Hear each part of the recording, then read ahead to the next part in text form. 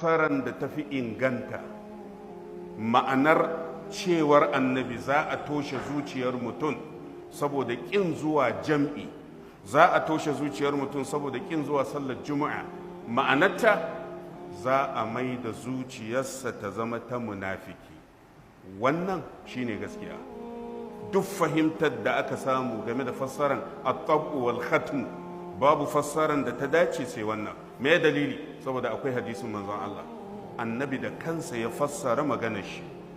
Annabi sallallahu alaihi wasallam cikin hadisin da muka karanta, hadisin Abdullah bin Abi Aufa, manzon Allah ya ce tubi'a ala qalbihi, idan mutum ya yi watsi da sallar jam'i da juma'a za a rufe zuciyarsa.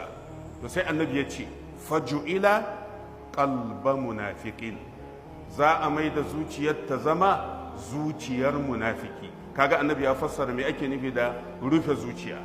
Menene rufe zuciya? Zuciyar ta zama ta munafiki. Wannan ita ce fassara mafi inganci.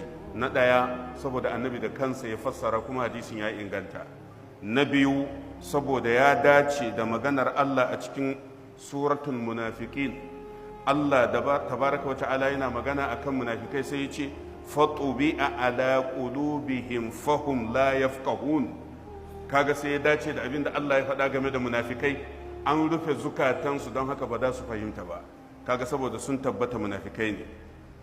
Wannan ita ce fassara mafi inganci. Idan aka ce ana rufe zuciya saboda ƙin jam'i da juma'a, ma'anarta mutum ya zama munafiki.